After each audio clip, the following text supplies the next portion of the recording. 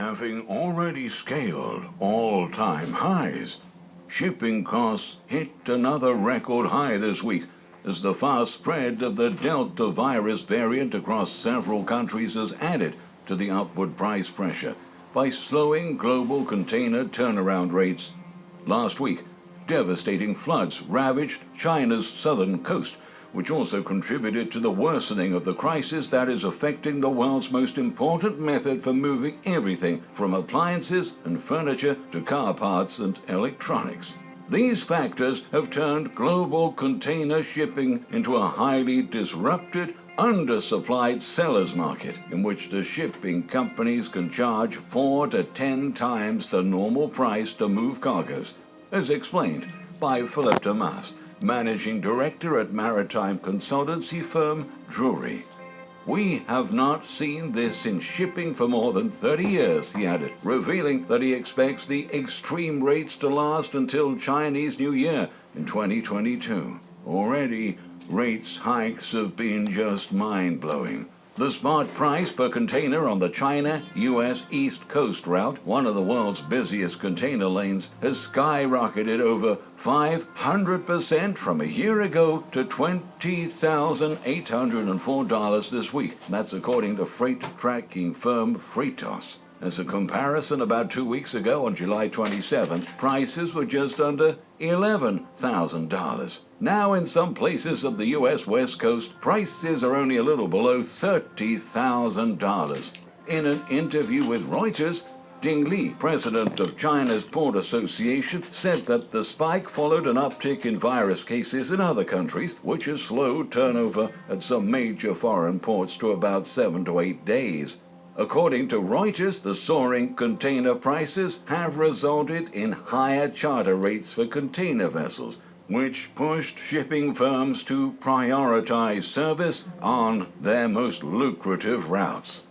Ships can only be profitably operated in the trades where freight rates are higher, and that is why capacity is shifting mostly to the U.S., outlined Tan Hua-ju, executive consultant at researcher consultancy Alphaliner. Now, the sharp rate increase is a reflection of a series of disruptions that started to happen ever since the health crisis pushed the global economy to the brink in early 2020 and sparked huge changes to the flows of goods and healthcare equipment around the globe. Every time you think you've come to an equilibrium, something happens that allows shipping lines to increase the price, highlighted Jason Chang, director at Ocean Shipping Consultants, adding that the Ever Given accident in the Suez Canal in March had played a major role in enabling firms to hike rates.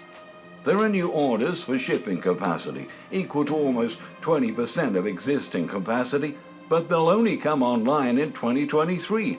So we will not see any serious increase in supply for 2 years, Chang said.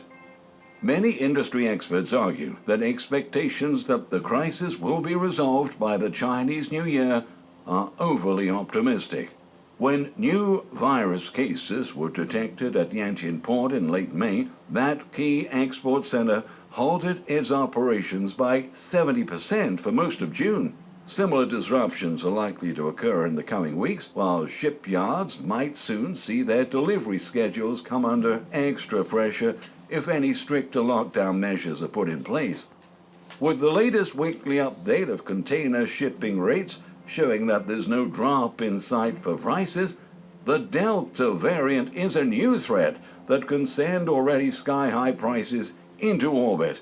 Right now, most Chinese ports are now requiring all crew to be tested, with vessels forced to remain at anchor until negative results are confirmed, and requiring ships to remain in isolation for 14 to 28 days if they are coming from India, or changed crew within less than 14 days of arriving. In turn, that will be translated into further delays and even higher price increases. And according to Splash, global shipping should start to make contingency plans in case China, the world's most important nation for shipping movements, becomes another epicenter of virus outbreaks. In just 2 weeks, the Delta variant has brought the country's virus defenses down, reaching almost half of China's 32 provinces, even though it has one of the strictest virus control measures in the world. Despite recording lower numbers of infections as compared to virus resurgences elsewhere, the fast spread signals that the variant is moving quickly, with many millions of Chinese now in lockdown. Meanwhile, according to a report from Braemar ACM released this week, for freight markets, the restrictions mean there will be more delays at ports as authorities screen crews of incoming vessels, and this is a hit to China's oil demand if widespread lockdowns are imposed. As long as lockdowns remain in China, the container market seems most vulnerable if we see more severe disruptions to manufactured product supply chains, pointed out Playman Natskov, a senior trade expert at Vessels Value.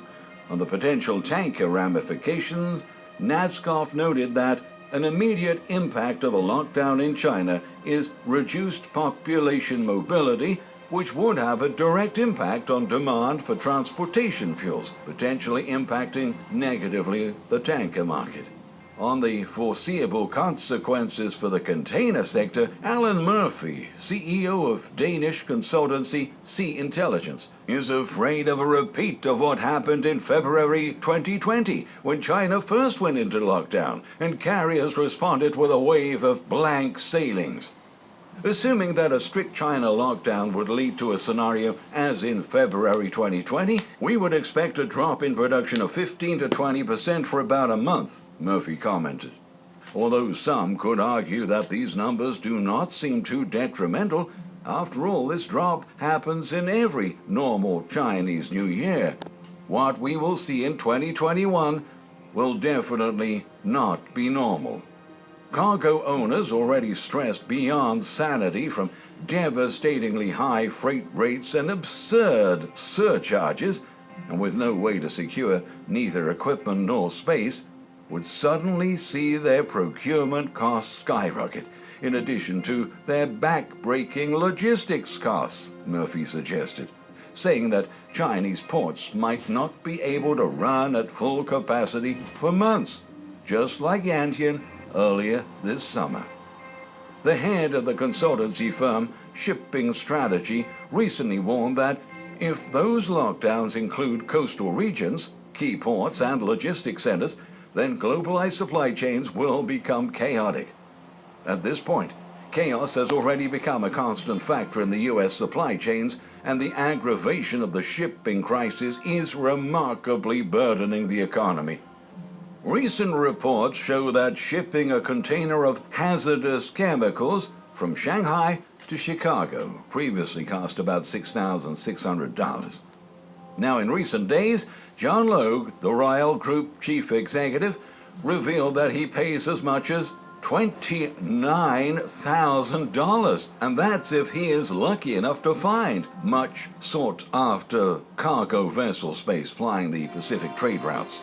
The problems Logue is facing on the ocean are mirrored on land, where Royal Group shipping containers frequently get stuck in rail yard logjams that often result in costly and unpredictable storage charges. Earlier in July, BNSF, one of the nation's largest railroads, hiked its fees in Los Angeles and Chicago, adding to Logue's headaches. The freight troubles faced by the Royal Group, which comprise both existing operations and efforts to increase manufacturing in the United States, illustrate the market power of a handful of shipping companies and railroads that transport goods from distant factories to our American homes. We're at their mercy, Logue stressed. Sometimes we just throw up our hands. It's lunacy. Imports of products, including tires, food, and water purification chemicals, are being hard hit, said Carl Bentzel, a commissioner of the Federal Maritime Commission. I am extremely concerned now about the economic impact caused by the current situation. This could be the first time the public sees the impact of maritime shipping disruption since World War II, he said. American consumers are currently feeling the impact of stressed supply lines, but the worst is yet to come. Several U.S. companies are in deep distress due to transportation problems. At the end of July, La-Z-Boy underscored that shipping container issues were responsible for delivery delays and shortages of electrical components for some of its more expensive and profitable power recliners. Constellation Brands also came forward and said it was having major hardships in keeping retailers stocked with its Ruffino and Kim Crawford wines. Clothing manufacturer Levi Strauss is trying to solve one of the worst backlogs, with products trapped at the ports of Los Angeles and Long Beach, California, by shipping more goods by air and rerouting ocean cargoes to the East Coast, as explained by Harmeet Singh, Levi Strauss's chief financial officer, on a recent earnings call. A lot of people are talking about not being able to get containers, not being able to get onto a ship, Singh said. So, this is a big challenge for the industry. Unfortunately, no one in the industry expects any kind of relief until well into 2022, maybe even into the second quarter of 2022, before things can stabilize and companies can recover from this backlog. In the meantime, supply chain issues and shipping prices continue to weigh on inflation forecasts and rates. In June, the U.S. Consumer Price Index marked the largest one-month change since June 2008.